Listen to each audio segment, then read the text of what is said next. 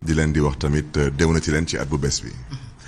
Barthélémy yaa ngi jógee léegi ci sa procès en appel contre Ndiaga Diouf dañ ko renvoyé waat. waaw dañ ko renvoyé waat ba le mois de mai 2020 waaw. mois de mai 2020. waaw. bi mooy ñaata renvoi. bi mooy juróom-ñeenteel bi je crois. te dossier boobu su ma juumulee ren mooy juróom-ñeenti at ba xew-xew bi amee ba tey donc presque 10 ans mi ngi nii xam naa fii ak 2021 mooy nekk 10 ans mu nekk dossier tamit ba mu bëggoon tamit askan bi xam ci lenn mooy man maa def appel parce que gis naa ci yenn site internet yi ak yenn journaux yi ñu nekk procureur de la République moo defoon appel procureur de la République mosul def appel. procureur de la République bañ may àtte moom mi ngi laajoon 10 ans. dafa bëggoon tribunal bi tëj ma 10 ans au kaso. tribunal bi daal di ma condamné ñaari at ci ñaari at yooyu ñu jàpp ni noonu naa ci tëdd juróom-benn weer mu nekkoon juróom-benn weer bu ma tëddoon ba pare. wante mënoon naa ko fa yemale ma ne tëddoon naa ko ba pare kon nañu bàyyi wax ci ma dem doxi suma dox. wante tribunal daf ma condamné woon ne ma dama nar a fay ay waajuru Ndiaga Diouf 25 millions d'abord 25 millions yooyu d'abord man aw ma ko mooy benn bu ci tegu tamit dama jàpp ne que su ma ko naree fay man c'est comme si man damay reconnaître suma culpabilité donc ma def tamit appel ci juróom benn weer yu ngeen xam ne tëdd naa ko ba pare wante dañ ma ko daan parce que lu mu wax du dañ dama ne dañ ma fekk suma biir mairie bëggoon jël suma bakkan loolu mooy dëgg bi. maintenant nag il faut que Sénégalais yi tamit bàyyi xel ci dara man damaa appel wante tey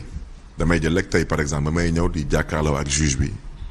ci ñu woon yëpp man rek maa nekk tribunal amul benn nervi bu taxaw tribunal daanaka papu xale bi sax taxawul tribunal. yow rek yaa demoon man tribunal rek maa dem tribunal te man nañu agressé woon te man lu ma bëgg ci dossier bi mooy que le droit soit dit te si le droit est dit daanaka suñu àttee te yàlla tax. man damay ñibbi suma kër parce que amul fenn fu ñu bind ci constitution du Sénégal soo toogee sa kër wala nga toog sa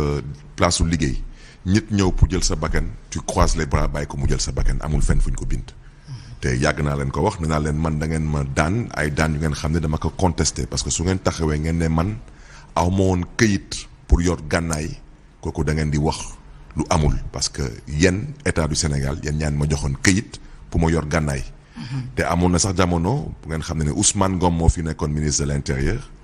mu joxoon ay instructions commissaire DST parce que DST mooy direction de la sûreté du territoire ñoom ñooy délivrer permis de port d'arme pour ñooñu daal di ma retirer suma permis de port d'arme DST def ma notification man ma attaqué notification bi Cour suprême pour abus de pouvoir ñu dem Cour suprême man ma am fa ndam kon nag te loolu sax dossier bi j'avais joint la décision de la Cour suprême kon naka la Cour suprême du Sénégal mën a àtte ci dossier bu ngeen xam ne ni ma am ci ndam te aw moon kayit pour yor gànnaay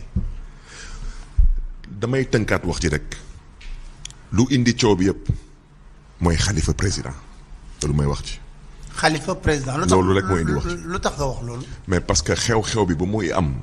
président Abdoulaye Wade nekkoon président du Sénégal. ñun ñëpp xamoon nañ ko jamono boobu xew-xew boobu bu muy am dafa amoon ndax waxu 3e mandat. xeex bi am lu am ñëpp naxalu ko man yàlla def ma tëdd kaso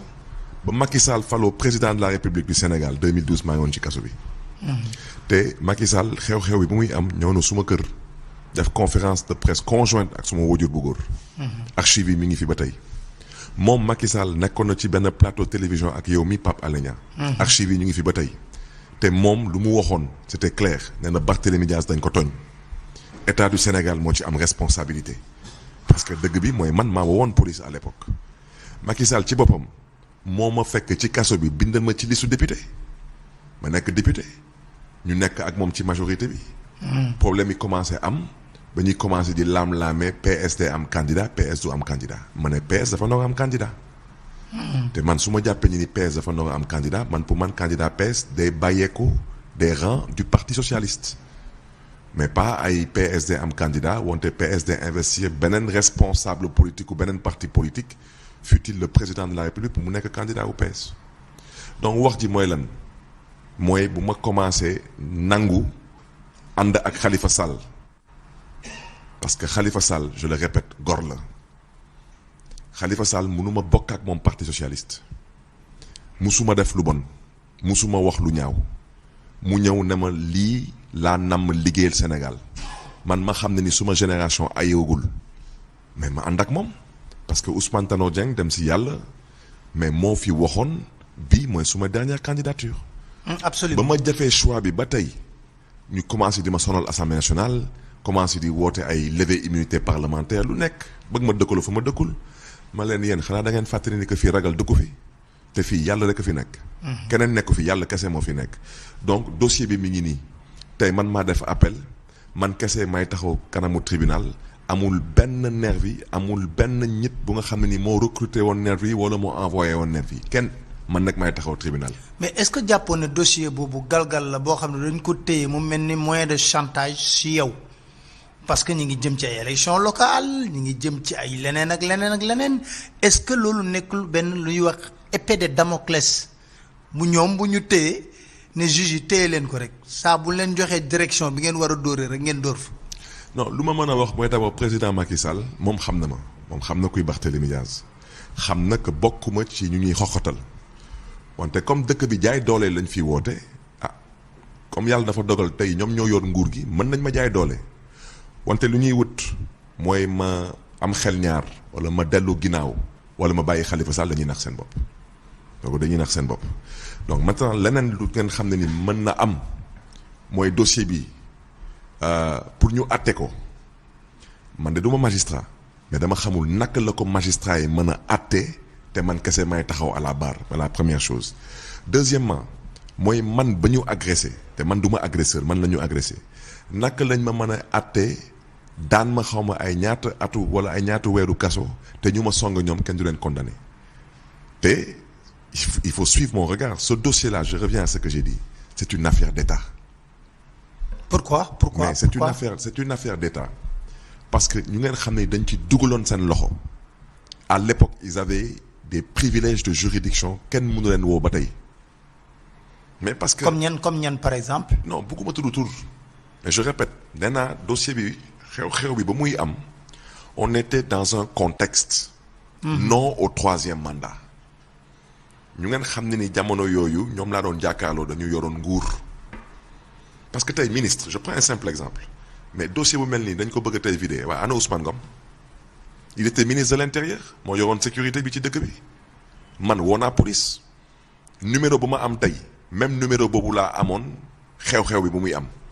te suñu remonté woon jour boobu dinañ xam ne que suma numéro de téléphone moo woo commissaire de Dieuppeul donc responsabilité Ousmane Ngom anamu Ousmane Ngom xew-xew bi bu muy am ñan ñoo njëkk a ñëw buntu mairie def enquête du gendarmerie c'était la police te la police tout le monde sait qu'elle avait été à l'époque instrumentalisée loolu mooy dëgg ba su may avocat sax contesté enquête bi nekk que gendarmerie enquête mais parce que le chef de la police Ousmane Ngom était membre du comité directeur du PDS loolu mooy dëgg. Et les nervis avaient quitté le siège du PDS pour venir attaquer commune bi. avec des voitures immatriculées du PDS. mooy dëgg moo tax ma ne c'est une affaire d'État maintenant tey mënuñu dem ne dañuy dem fekki un homme comme Abdoulaye Wade ancien président de la République amul benn magistrat bu ko fi mën a woo ci dëkk bi parce que il fut ancien chef d'État. di ko fa fekk à son âge di ko sonal ci ay wax yu nga xam ne nii passé na man loolu laa jàpp maintenant lu ma jàpp tamit nit bu ñàkk bakkanam ci politique commencé wul tey te peut-être tey ne sera peut-être pas la dernière fois maintenant nag di wut Barthélémy parce que à la kulli al foog ñu jàpp Barth mais ñooñu ne yàlla may xolu